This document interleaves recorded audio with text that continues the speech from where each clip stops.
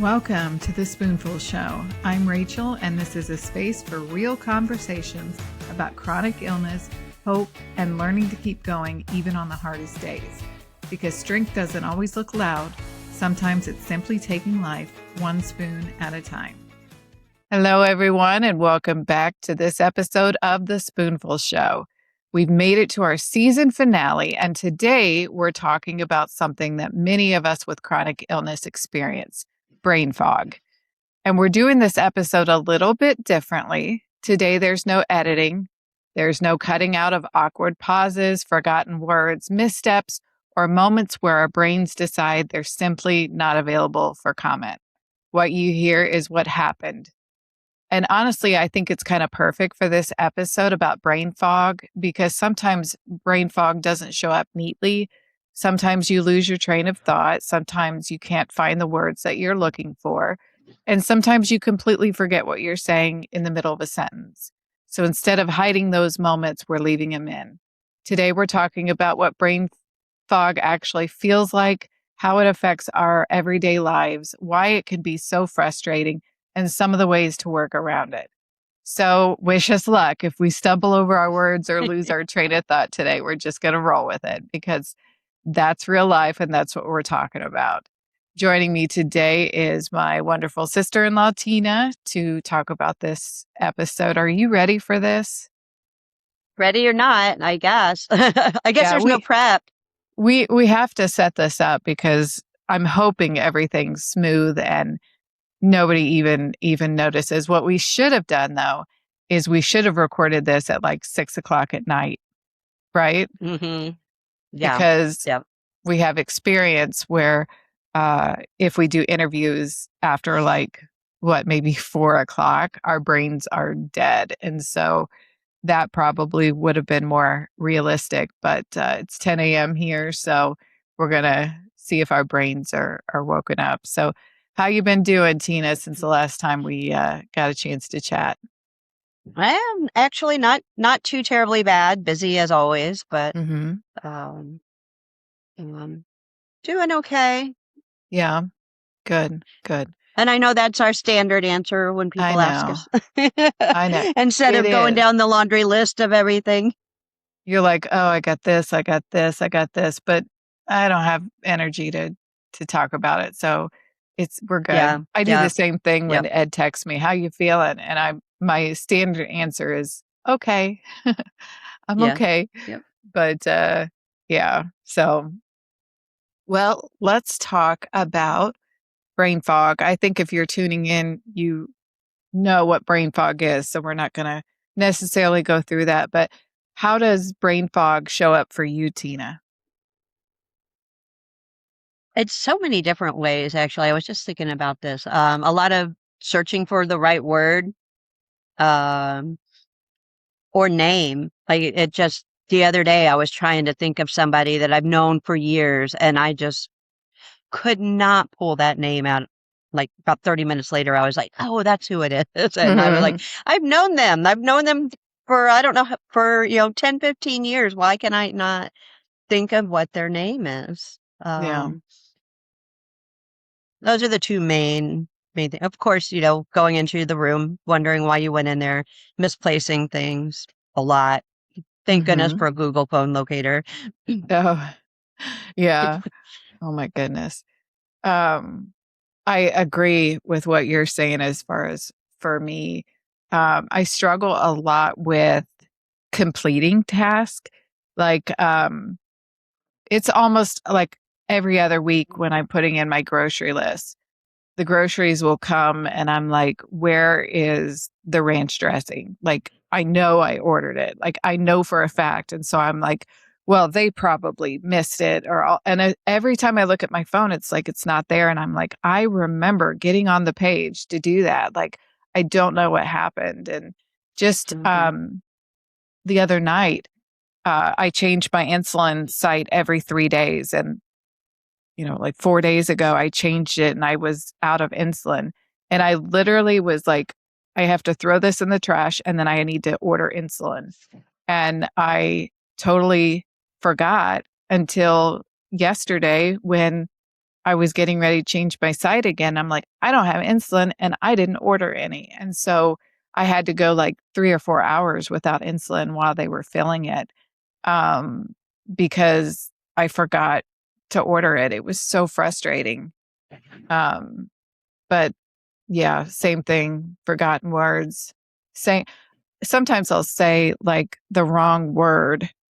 Like the other day I was saying, I got a baking mix, and I said I got a bacon mix. And Ed's like, okay, well, that's kind of weird, but I do that What are you going to sometimes make with too. bacon? Yeah, what it Yeah. sounds good to me, Yeah. but Yeah. yeah. Yeah. I Uh, definitely get under, like, it could take me all morning long to do my grocery list because it's not mhm, just brain fog of forgetting things. It's like you said, not completing a task and thinking that you did, yeah. or starting a task and then you're like, oh, wait a minute. While I'm thinking of this because I don't want to forget, I'm going to go do this Mhm. now. And then you never, 2 hours later, you're like, oh, I never did finish my grocery order. Yeah. Yeah. It's yeah, it's crazy, but and I also feel like when you're dealing with brain fog, it the more you talk and try and figure out what you're trying to say, the more exhausted and frustrating you get. It's like you're trying to think of a word and then you're getting frustrated. And then that puts kind of more pressure. And by the end of it, there's been so many times where I'm like, you know what? Forget it. It wasn't that important. Do you Hmm. do that too? Yeah, I do. And then usually a couple hours later is when that word, you're like, it's what I was Hmm. trying to think of. But definitely the more frustrated I get, the more mentally tired I am. Yeah. Yeah. It can be exhausting. And I think that um, the other part of it that I do better with now, but used to really bother me is really the emotional side of it. I feel like I was, well, I still am very smart, I should say. But I feel like I was used to multitasking, doing 10 things at once.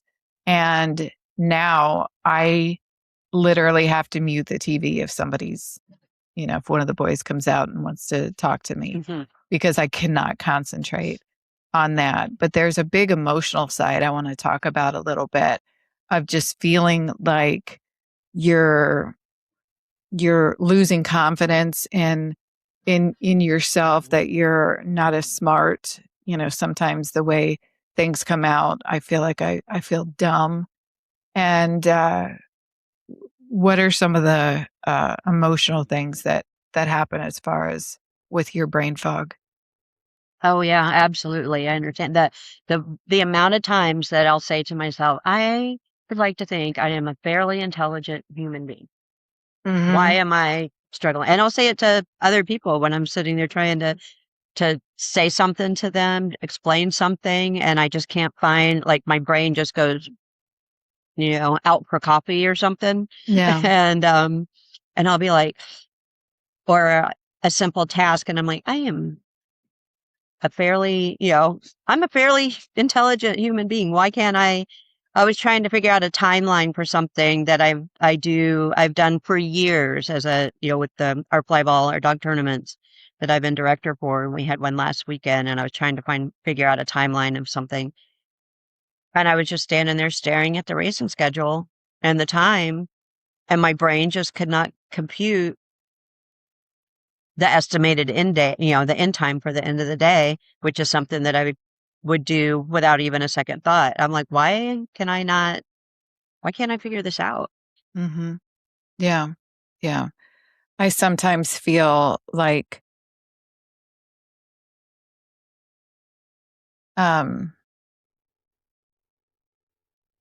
we've talked about it quite a bit, as feeling grief, but I miss the days that I could complete tasks, and that I could get all these things done. And it really is difficult um, to feel like there are times when, like, literally, if I close my eyes, I can see that word, but I cannot process it and get it out. And it's so frustrating. And I have to give it up to Ed. He's gotten used to where he can finish my sentences sometimes. And so I'll be like, and he's like, he knows, he's right on it and knows, but there's some embarrassment with that. It's like, I and even with the podcast, that's been a challenge doing the podcast, because I want the guest to feel like I know what I'm doing, and that I can have a simple conversation. And I usually will tell them before I start, listen, I deal with brain fog. I'm gonna um I'm gonna stumble. Just, I will edit it. It will sound fine, I promise. Um, but that's a really difficult one for me. Mhm. Yeah, it sure is.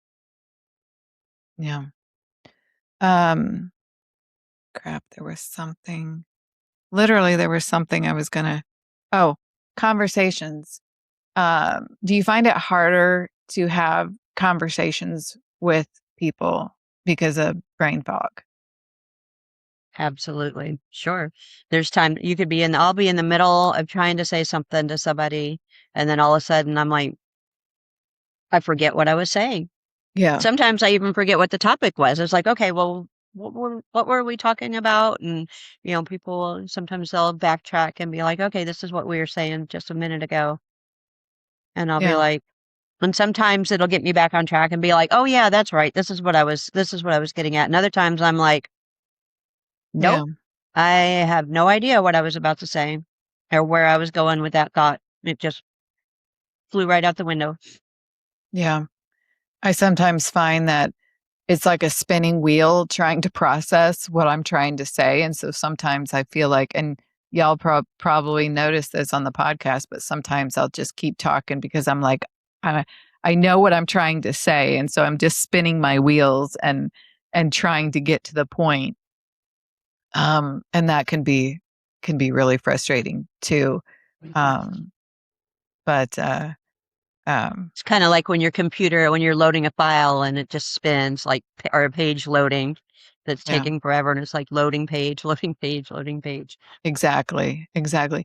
Do you ever feel like, for people that you don't know, um, do you ever feel like you have to explain when you're having hard time with conversations? Do you ever feel like you have to explain why you're maybe having a hard time with the conversation? Usually I'll just try to, um, I don't know. I tend to go for the humor. So I'll try to Uh, do, just a funny comment of going, ooh, I don't know what's wrong with my brain today or old brain fog or chemo brain. Sometimes, if it's somebody that knows, I'll use chemo brain for people that know what I've gone through, but I don't tend to just throw it out if I was sitting there talking to a stranger. I'm not going to be like, oh, I got chemo brain because yeah. I don't want to feel like, kind of makes me feel like I'm trying to use that as an excuse. Hmm. Yeah. I think, like I said earlier, I think I'm more afraid of it, maybe a little bit, to where if it's somebody like I'm doing an interview with or something, I put it out there so that they know, so that, I don't know. It's weird. I feel like I'm always kind of afraid of it a little bit, showing up in places where I want to be able to have a conversation or be on the podcast. But you brought up something about humor. And we did this same topic, literally probably our fourth or fifth show, Mhm. 2 years ago plus.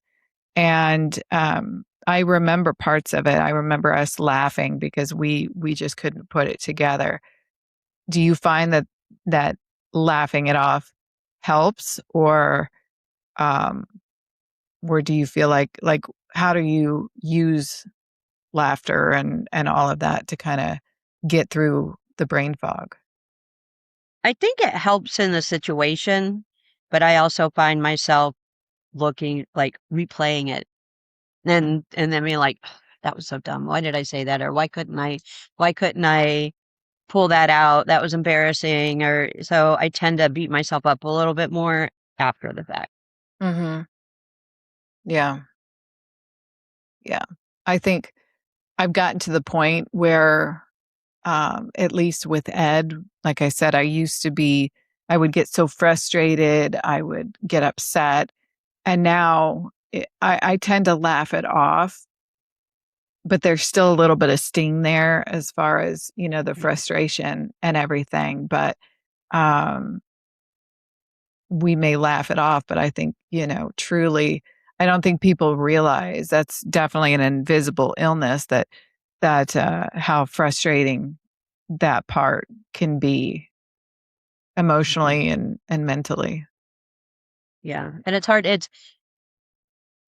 I get frustrated with myself, but then also I see that there's times that I frustrate other people Mhm. too. And that's hard because when you're already struggling with how you're kind of feeling about yourself mentally and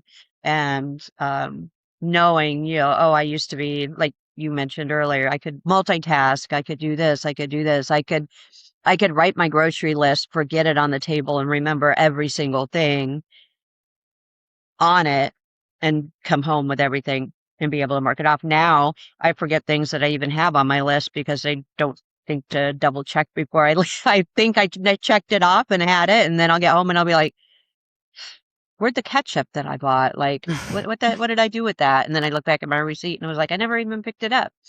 Yeah. So it's it's frustrating, and then it makes it harder when you can see other people getting frustrated with you. Yeah. Yeah. I always say Ed's a patient man because I think that I put in my grocery order for delivery Friday, and then Saturday we always make a trip to the store because I forgot this, I forgot that. And so we're always doing a Saturday grocery run for all the things that I've forgotten on the list. And so, there's times I'm sure if the roles were reversed, I would get frustrated with him of, you know, always forgetting things and and all of that. But he does a really good job of not making me feel like I'm an idiot when I feel like an idiot, to be Hmm. completely honest. Yeah. Yeah. Yeah. Do you ever feel like I think you might have mentioned this earlier. I went into it um, thinking I was having memory issues because I couldn't remember stuff. And one of the things I found out is that brain fog and memory can be completely different things. So I went to the doctor and I was like, I think I'm losing my memory. I can't remember everything and I'm all of this. And they sent me to neuropsych testing, which tests kind of cognitive um, Mhm. impairments and things. And they're like, your memory is awesome. But the problem that I have is attention, and so it's not a memory issue. It's I'm losing attention on things. So I might be my brain is going from one thing to another without getting things completed, and it can feel like you can't remember things, but the truth is you can't focus on one thing or the other. And so that's where kind of my issues were coming in. Does that make sense? Absolutely. I feel like that's my biggest struggle with it as well is not, I know we talked about finding the right words or misplacing things, but I think that still comes down to more of the attention Hmm. versus the memory. I mean, memory, for the most part, I can remember unless every now and then I'll forget somebody's name, but, Hmm. but it's not usually when I'm in front of them though. If I see him, Yeah. I'll be like, oh, hi. Although I did run into somebody at a tournament. I don't see her, but maybe once a year, once every other year, but I've still known her for years. And it took me about 2 hours. Like, she's like, "Hi, Tina," and I was like, "Oh, hi," and it took me like 2 hours before I could remember what her name was. Yeah. Yeah. Um, That's when you go, "Hey, you. Hi, how you doing? Look at you." And but also that was, again, we're running a tournament. Was focused on a million other Yeah. things. And so I think that it was more not that I couldn't remember her name. I think my brain didn't have room to remember her name, if that makes sense. Yeah. I can, like you said, you can't multitask. And I was like, okay, I need to do this, this, and this. And, we got to get this done because racing's about to start. And so I think I didn't have the room in my brain at that moment Mhm. to remember who it was. Yeah. Yeah. Um, well, how would I describe my current state? Functioning-ish. And that's being pretty generous. Functioning-ish t-shirt available in my shop. Go to spoonfulofstrength.etsy.com or click the link in the show notes. Now back to the show. I want to talk a little bit about what makes brain fog worse, but I also, more importantly, I want to talk about some of the things that help, some of the little tips and things that we may have for our listeners. But as far as brain fog getting worse, we talked about earlier about, toward the end of the day, the brain is tired and the body's tired, and that is a rough one for me. And I know that brain fog can happen more um, if you're sick or you're flaring or you're not feeling well. How does it get worse for you? Definitely if I'm not well rested or Mhm. if I'm overly stressed or stretched in too many directions, too many things that I need to get done. Um, Mine lately has also been a little worse in the mornings too, and Mm. um, I don't know. I started taking trazodone Mhm. for sleep, Mhm. and so I think that might have something to do with it, as far as it takes me a little bit of time to get out of that trazodone fog in the Yeah. mornings. Um,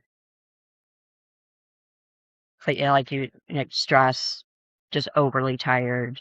Um, and that impacts, multiple things.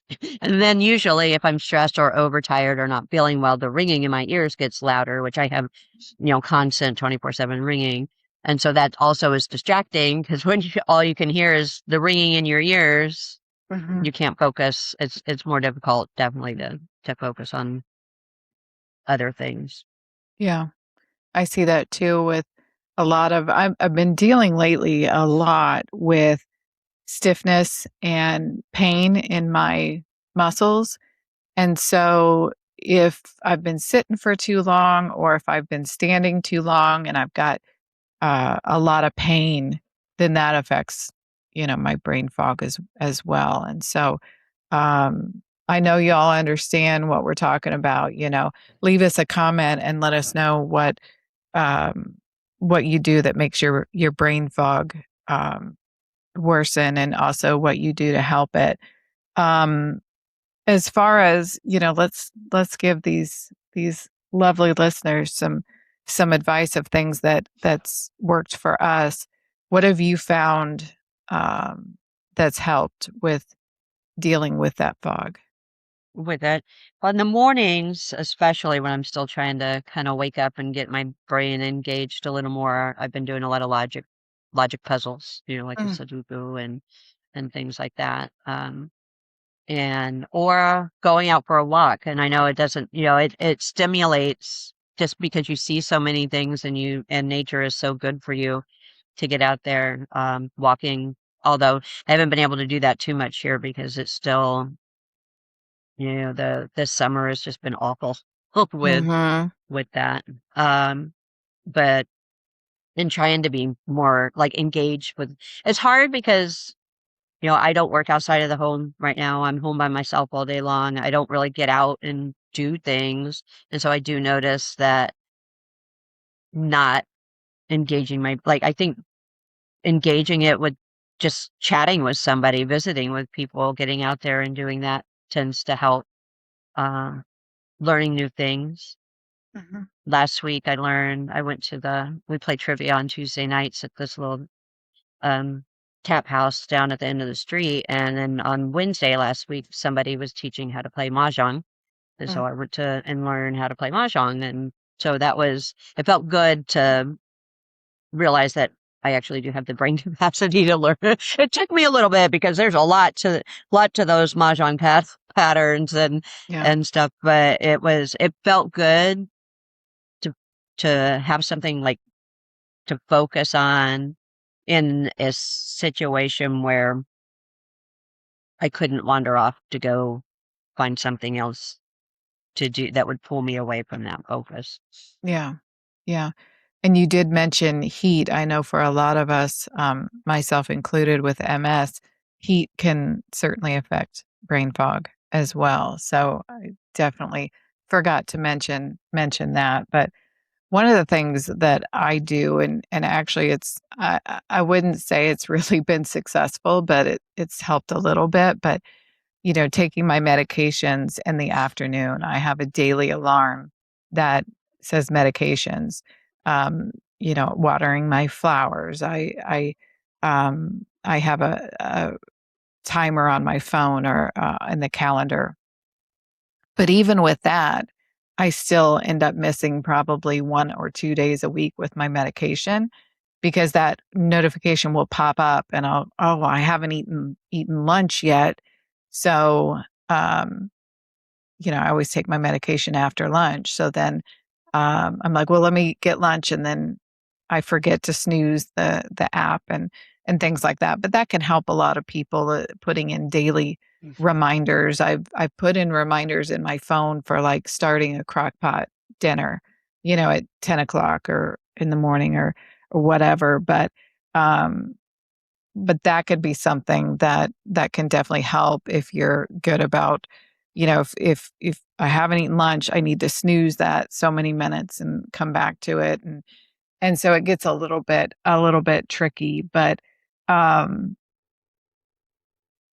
and like I said, I use my calendar notifications quite a bit. But one of the things I did the other day, which I felt stupid doing it, but I had to like take something to the master bathroom, and then I went into the master bathroom and I realized we're low on toilet paper. And so I'm like, oh, well, I need to get toilet paper because the next person that uses this bathroom is not gonna be very happy, and it could be me. So but I had something else to do. And so I literally was walking around the house going toilet paper, toilet paper, toilet paper, toilet paper, toilet paper as I'm walking through the house so that I can remember, because it takes only 1 second of getting distracted by something to completely forget. And I know Ed wouldn't be happy if he went in there, and there was no toilet paper.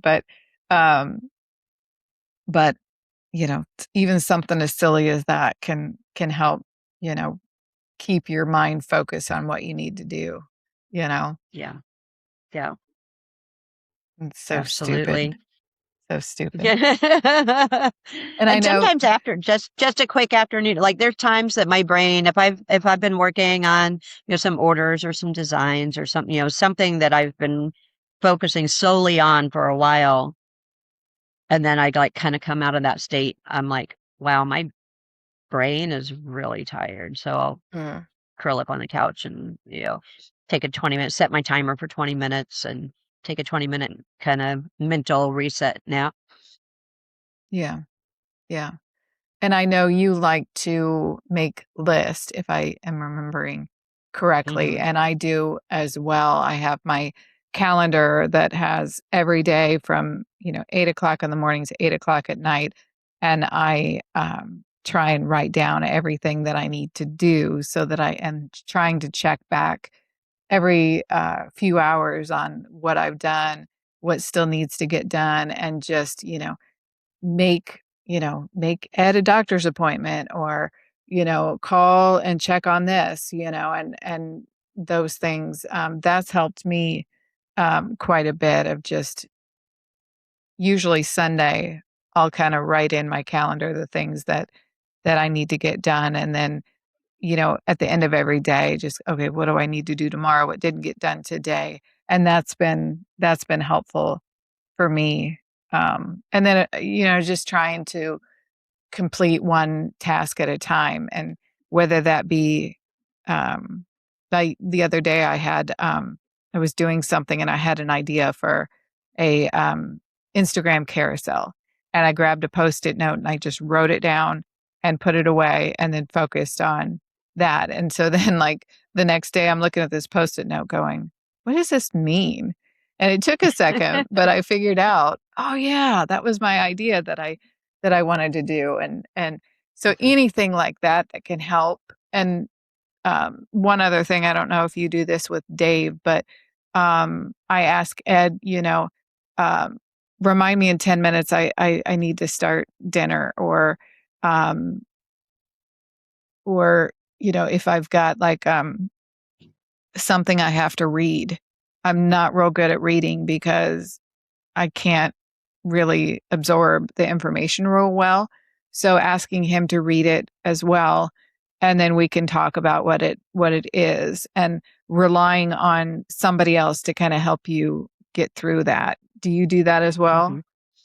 I do. I do. You know, sometimes he also forgets or he doesn't pay attention. But Come on, Dave. it's funny though. I'll tell you, my mom, like when I visit, if there's things like that time, those few times I was out there for a couple of weeks when she was going through all her health stuff, and I'll Yeah. be like, okay, Mom, remind me that I got to do this tomorrow, and because she does, she'll be like, oh, don't forget to do this, and then she'll check in later in the day and be like, did you take care of that? And it's like, I feel like I used to have my mom's memory, or Yeah. my mom's cognitive function, I guess. Yeah. Yeah. Yeah. Let me see, she's 94. Is that right? Yeah. Yeah. Yeah. And so, yeah, she's sharp as a tack. So, um, that's funny. Let's rely on a 90-year-old On a woman to 94-year-old to remind us about all that. remind her child. Yeah. That, Yeah. yeah, Yeah. but it is, I have to do that. And then even with the lists, I'll look like, for example, when you mention your medication that you take after lunch and then you forget because you didn't have lunch, I'll be like, okay, I got to call and make this doctor's appointment. And there's one that I've been postponing, like procrastinating on for a couple weeks now, and then I'll be like, oh, I'm going to do it now. And it's like 5:05 or something like that. Yeah. And so then I'm like, okay, I'm going to do it first thing in the morning. Well, first thing in the morning, I've forgotten that I was going to do it first thing in the morning. Yeah. And I get, and next thing I know, it's like 5:30 and I still didn't call. Yeah. Yeah. That's when you write it down or put an alarm or something like that. Um, Yeah. Yeah. Put a sticky note right on my laptop. So it's right there. The first yeah. thing if I sit down to start working on anything else. Yeah. And I also think when you talk a little bit about scheduling, I'm kind of the same as you are. Usually the first hour that I get up, I'm, just having my breakfast, watching TV, just kind of trying to wake up and everything. But I always know when I'm usually best, um, when my cognitive is at its best. So usually between maybe 10 to lunchtime, is always good for me when I need to be creative. And then usually, after lunch, once I have some food in me and I can get a little bit refreshed, then I know that. But doing things after 6 o'clock at night, it doesn't get done. So in my head, I Hmm. have kind of a schedule that I usually, if I need to clean, I do it after lunch because it helps with my stomach issues and digestion and all of that. And so usually the morning is my creative time, and afternoon is when I need to get things done. And it's funny. I'm actually looking right now at um, 3 baskets of laundry that need to get folded. Well, actually, they're folded, but they're not put away. But um, and it's always in the bedroom. And well, I come in the bedroom at night, and by that time I'm exhausted. And so I started Mhm. to take my laundry fresh out of the dryer and put it in the living room. And it's so much easier to do it during the day when I have energy versus seeing it in the bedroom and it's 7 o'clock and I don't have the energy to do it.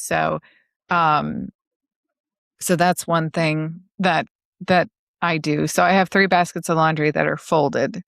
So now I just have to I Put saw it a away. sign, I think it was in Hobby Lobby or something that said like washing, 2 hours, drying, 2 hours or 1 hour, folding and putting away 5 to 7 business days. And I'm Fighters. like, that Yeah, is yeah, like, yeah, I've seen that, yeah. yeah. Do you find we've talked about this a little bit physically, where we have a good day physically, and we have to be careful not to overdo it because the next day or, you may even have a couple days that you're like, "Oh, look, I'm feeling pretty good. I'm gonna do this, this, and this," and then you pay for it. Do you find the same thing cognitively? Yeah. And, you know, I do. And I think sometimes for me, it does relate to the physical part. But I wonder, we talk about spoons and the spoon theory, and that's all about physical activity and doing things and using up your spoons. Do you feel like that um, there can be like a mental or cognitive spoon theory to where, if you're completing tasks that need a lot of attention, you're using up like your mental spoons? Does that make sense? I mean, I I almost wonder Yeah. sometimes. Yeah, it makes perfect sense. I was just thinking, because I've had, yesterday, I feel like I got a lot done. It was a day that for, some reason I was able to like really focus on and knock out a lot of tasks that I've been, and push myself out of the house and do some shopping that, I needed to do. And then today, just this morning before getting on, I started a task of we've been trying to get rid of all our books, and there's a couple online places that you can sell your used books and then they send you the label. And so there's Mhm. been big stacks of books down there that I needed to scan in. So I got those done this morning, and then after this I need to box them up, and I'm determined to box them up and not just leave them in big piles that have been down there for like 2 months now and Yeah. stuff. So like today is so far has been another day where I feel like, okay, I'm going to be able to accomplish a lot because my focus is there. But I also know that soon, I don't know how long that's not super, I wouldn't say hyper focused, but just normally focused versus Mhm. struggling with my focus. Um, Yeah. I know there's going to be a day that my brain's going to be mush, and then I'm just going to sit in front of the TV and binge watch some new series on Netflix or something that I really like. Yeah. Yeah. Well, maybe we just invented something. We can have the spoon theory for physical and the fork theory for mental, when you Stick don't a give a fork in me, I'm done. yep, yep, I don't give a Yep. fork. I'm done, Yeah. right? Yep. I'm Yeah. mentally done. I don't give a fork anymore. I don't So, give a yeah, fork anymore. that's right. Yeah. That's right. Um, Yeah. well, um, I forgot to mention at the top of the show, this is the season finale of the Spoonful Show. And so there'll be a little bit of a break but I can't thank you enough, Tina, for coming on again and last episode of the season. Yeah, it's been fun being back for a few of the episodes. Yeah. This one actually wasn't as bad as I thought it was gonna I be. think we did pretty good. Yeah. Mhm. I Yeah, think we did pretty yeah. good. Definitely better than that first the first time we did this during season 1 when we did the unedited. That was Yeah, I can't I think that one was a remember. little worse. Yeah, but I know at the end, like, we just completely lost it, and Yeah. and so that may be I tell you what, here's a challenge for everybody out there. Go watch that or listen to that episode and then come back and watch us here and see how we did. But yeah, a couple little things, but I'm also not distracted and but yeah, we did good. Good job. Yeah, we still Yeah. have it. Yep, we still got it somewhere. At least today, we had it Somewhere, today. somewhere. Yeah. Today it was. That's right. The That's right. stars aligned that we were both having a good day. Yes. Yes.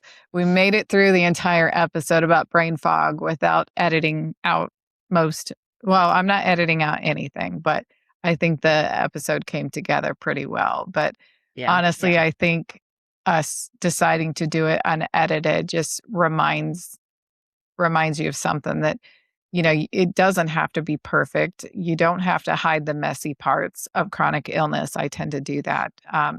Sometimes we forget our words. Sometimes we lose our train of thought. Sometimes we need a little bit of extra time to process things, and that's all right. So I want to send a huge thank you out for spending this season with us here on the Spoonful Show. Thank you for listening, watching, sharing episodes, and being a part of the community. I also appreciate the little messages and comments that let me know that that you enjoy the Spoonful Show. We couldn't have done it without you. So we'll be on a break for just a little bit. Make sure you're following Spoonful of Strength on Instagram and TikTok for updates, new content, and any announcements about the next season of the Spoonful Show. Until then, give yourself some grace, take care of your spoons, and remember, you don't have to have everything figured out. Thank you for saving some spoons to be with us today. Until next time, take care.